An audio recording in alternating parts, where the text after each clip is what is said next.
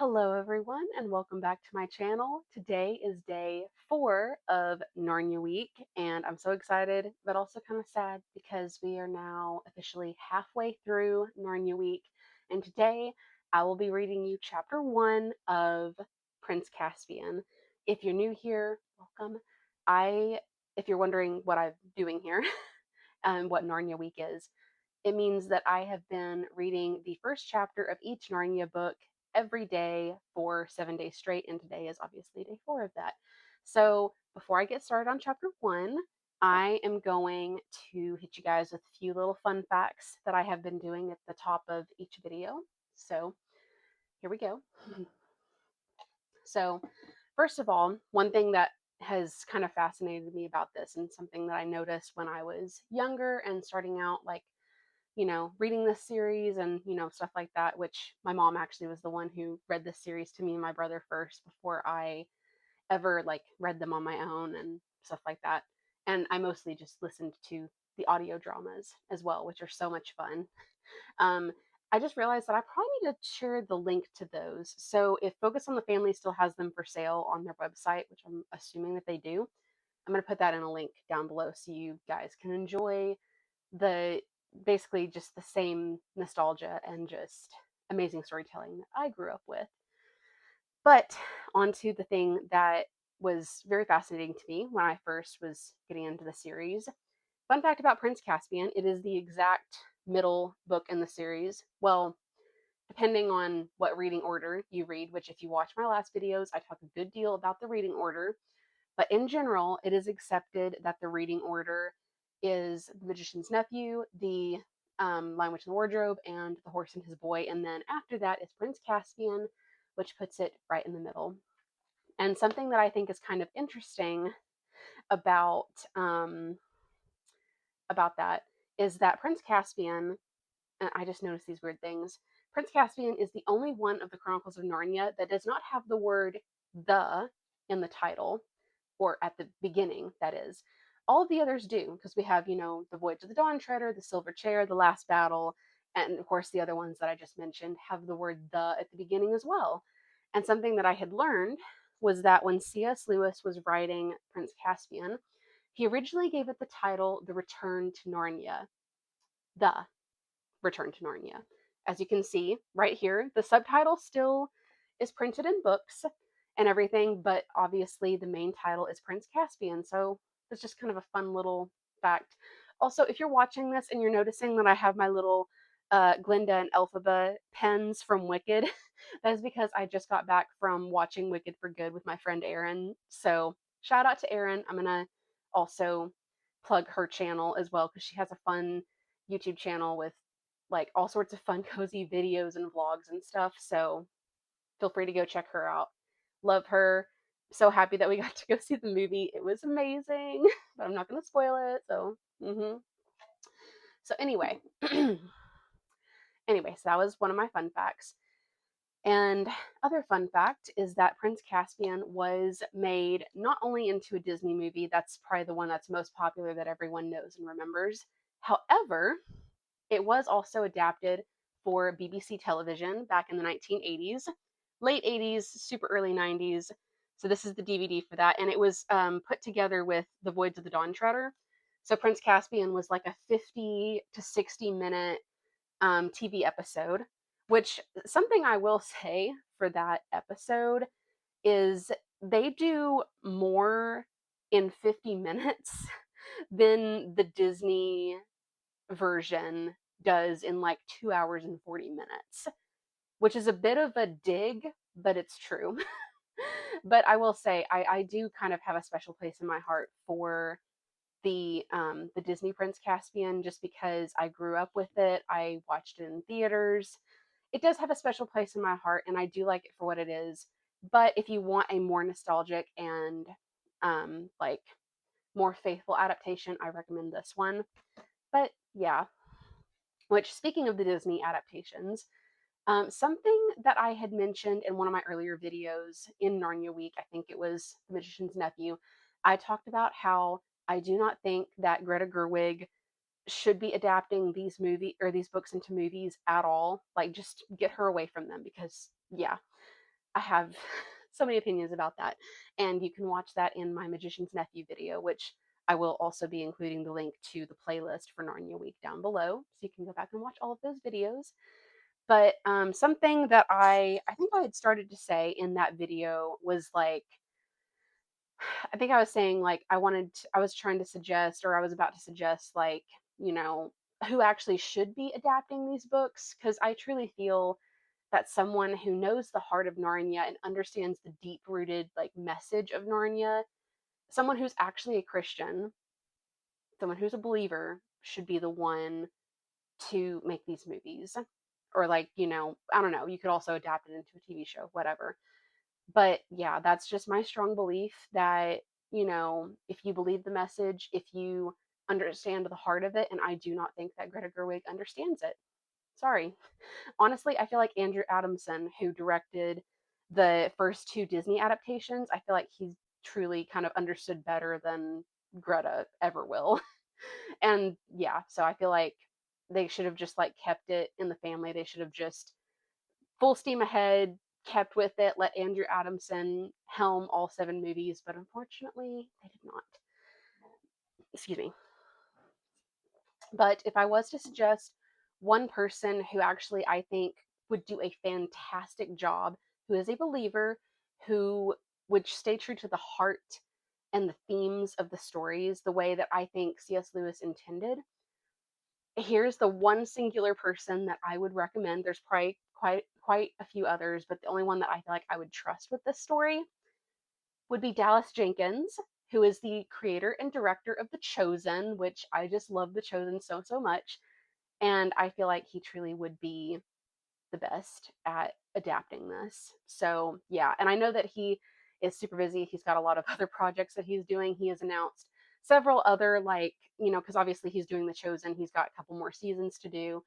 And I think he announced like other projects that are like stories in the Bible and stuff like that. So, I know that he's super busy, but Dallas, if you're watching, or somebody, if you know Dallas, please tell him to save us from Greta Gerwig, because I feel like Dallas is the only person who could save us from her and actually get the message like well across.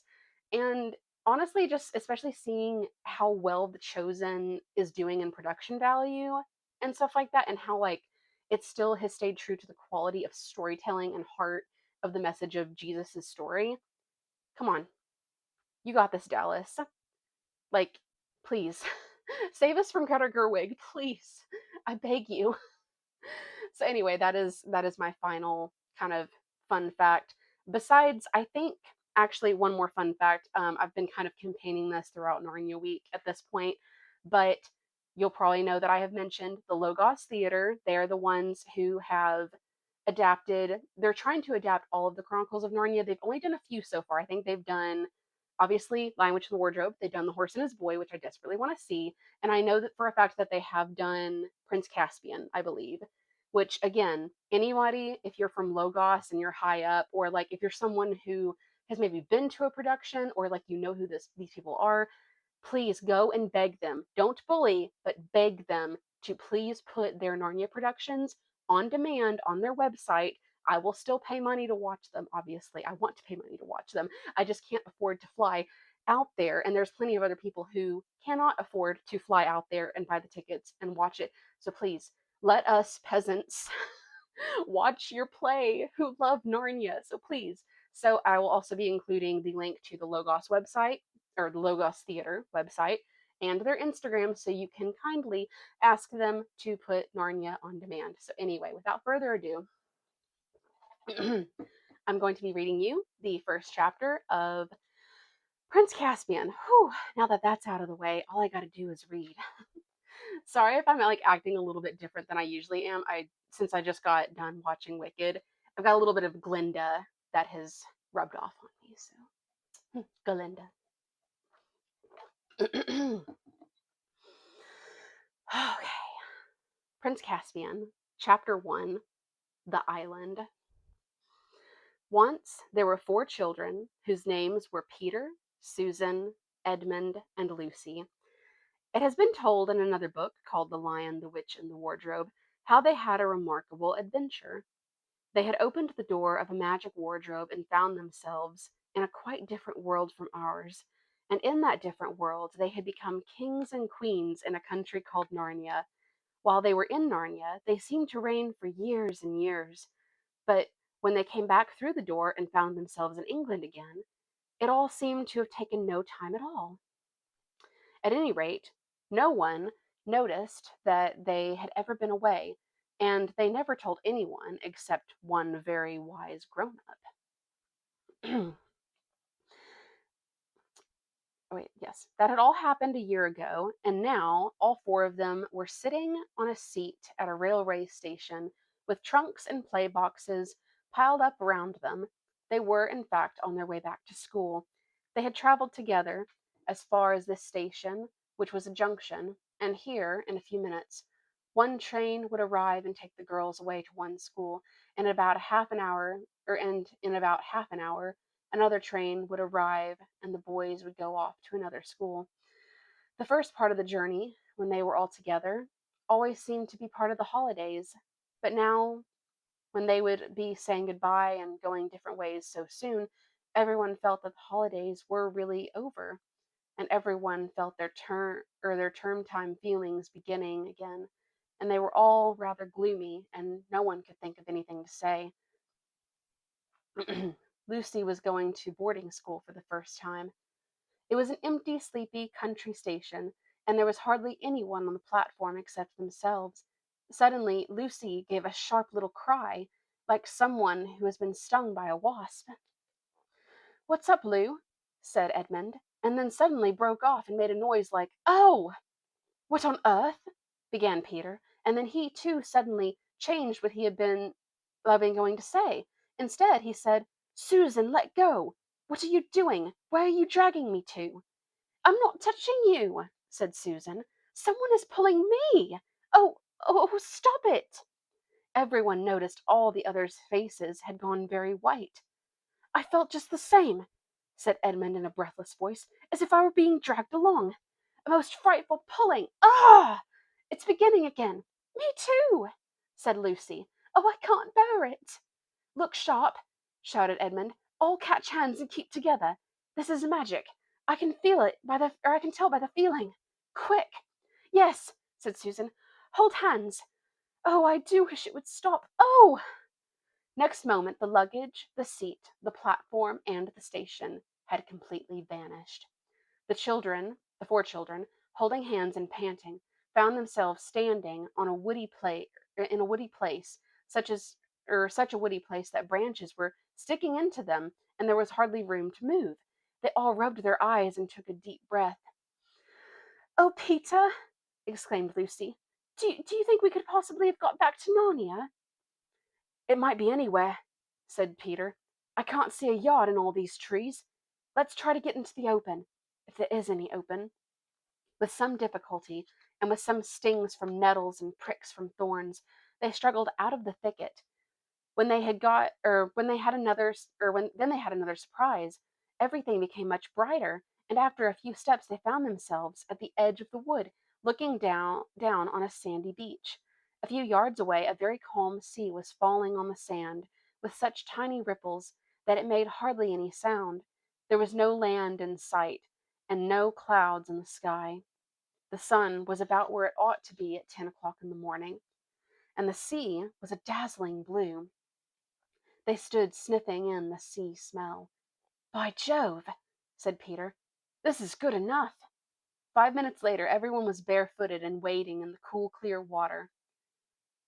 "This is better than being in a stuffy train on the way back to Latin and French and algebra," said Edmund. And then for quite a long time there was no more talking, only splashing and looking for shrimps and crabs.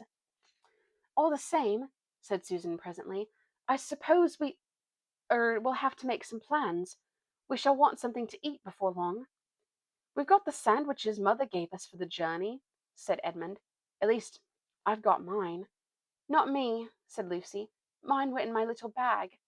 "So were mine," said Susan. "Mine in my coat pocket, there on the beach," said Peter. "That'll be 2 lunches among 4. This isn't going to be such fun." "At present," said Lucy, or I want something to drink more than something to eat. Everyone else now felt thirsty, as one usually is after wading in salt water under a hot sun. It's like being shipwrecked, remarked Edmund. In the books, they always find springs of clear, fresh water on an island. We'd better go and look for them. Does that mean we have to go back into all that thick wood? Said Susan. Not a bit of it, said Peter. If there are streams, they're bound to come down to the sea, and if we walk along the beach, we're bound to come to them. They all now waded back and went first across the smooth, wet sand, and then up to the dry, crumbly sand that sticks into one's toes, and began putting on their shoes and socks. Edmund and Lucy wanted to leave them behind and do their exploring with bare feet, but Susan said this would be a mad thing to do. We might never find them again, she pointed out, and we shall want them if we're still here when the night comes and it begins to be cold. When they were dressed again, they set out along the shore with the sea on their left and the wood on their right. Except for an occasional seagull, it was a very quiet place. The wood was so thick and tangled that they could hardly see into it at all, and nothing in it moved, not a bird, not even an insect. Shells and seaweed and anemones, or tiny crabs and rock pools, are all very well, but you soon get tired of them if you are thirsty. The children's feet, after the change from the cool water, felt hot and heavy. Susan and Lucy had raincoats to carry. Edmund had put down his coat on the station seat just before the magic overtook them, and he and Peter took it in turns to carry Peter's greatcoat. Oh, sorry. Got to move something back here. I just realized. Presently, the shore began to curve round to the right. About a quarter of an hour later, after they had crossed a rocky ridge which ran out into a point, it made quite a sharp turn. Their backs were now to the part of the sea which had met them when they first came out of the wood, and now, looking ahead, they could see across the water another shore, thickly wooded like the one they were exploring. I wonder, is that an island, or do we join on it presently? Said Lucy. Don't know, said Peter, and they all plodded on in silence. The shore that they were walking on drew nearer and nearer to the opposite shore, and as they came round each, promontory, the children expected to find a place where the two joined, but in this they were very disappointed. They came to they came to some rocks which they had to climb, and from the top they could see a fair way ahead, and "Oh, bother," said Edmund. "It's no good. We shan't be able to get to those other woods at all. We're on an island." It was true. At this point the channel between them and the opposite coast was only about 30 or 40 yards wide, but they could now see that this was its narrowest place, and after that their own coast bent round to the right again, and they could see open sea between it and the mainland. It was obvious that they had already come much more than halfway round the island.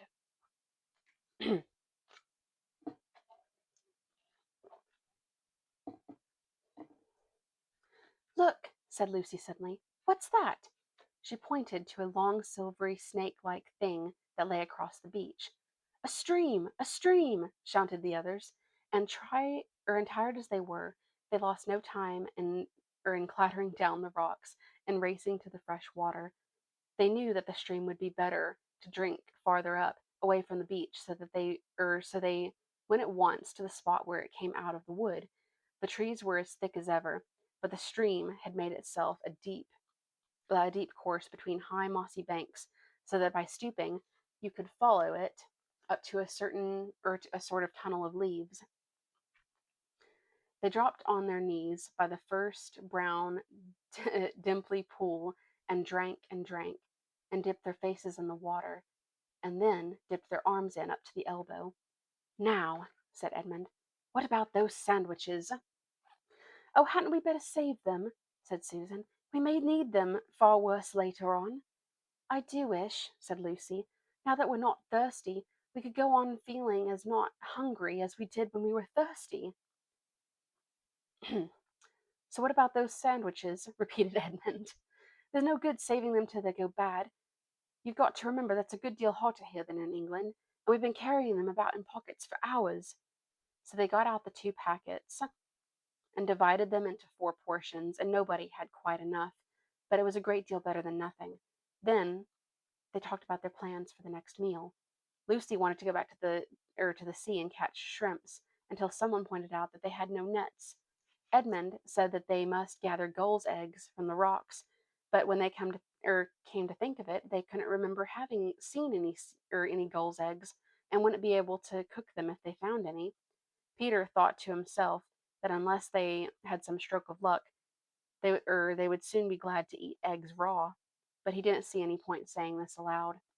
Susan said it was a pity they had eaten the sandwiches so soon. One or two tempers very nearly got lost at this stage. Finally, Edmund said, "Now look here. There's only one thing to do. We must explore the wood.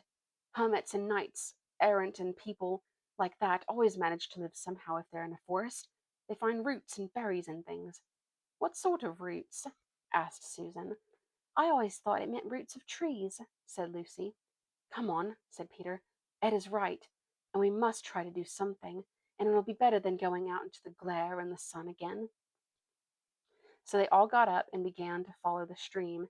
It was very hard work, and they had to stoop under branches and climb over branches, and they blundered through great masses of stuff, like rhododendrons, and tore their clothes, and got their feet wet in the stream. And still there was no noise at all except the noise of the stream and the noises they were making themselves. They were beginning to get very tired of it when they noticed a delicious smell, and then a flash of bright color high above them at the top of the right bank. "I say," exclaimed Lucy, "I do believe that's an apple tree." It was. They panted up the steep bank. For Sorry, I thought I heard something. It was. They panted up the steep bank, forced their way through some brambles, and found themselves standing round an old tree that was heavy with large, yellowish golden apples as firm and juicy as you could wish to see. One second, I just need to check something. Okay, never mind. Oh, I think it's my dog that I'm hearing. "And this is not the only tree," said Edmund, with his mouth full of apple. "Look there, and there. Why, there are dozens of them," said Susan, throwing away the core of her first apple and picking up her second. "This must have been an orchard, long, long ago, before the place went wild and the wood grew up." "Then this was once an inhabited island," said Peter. "And what's that?" said Lucy, pointing ahead. "By Jove, it's a wall," said Peter. "An old stone wall." Pressing their way between the laden branches, they reached the wall. It was very old and broken down in places, with moss and wallflowers growing on it, but it was higher than all but the tallest trees, and when they came quite close to it, they found a great arch, which must once have been, or which was which must once have had a gate, but was now almost filled up with the largest of all the apple trees. They had to break some of the branches to get past, and when they had done so, they all blinked because the daylight became suddenly much brighter. They found themselves in a wide open place, with walls all round it, and here there were no trees, only level grass and daisies and ivy and gray walls. It was a bright, secret, quiet place, and rather sad, and all four stepped out into the middle of it, glad to be able to strengthen their backs and move their limbs freely. There we go. I hope you guys enjoyed. I'm sorry if that took so long. Thank you so much for watching. And thank you guys so much for, tuning in for Narnia Week. I hope you guys enjoy it. I hope you have loved it so far. I love you guys. Thank you so much for watching. Make sure to check out the links below. And I hope you have a wonderful day and God bless. Bye.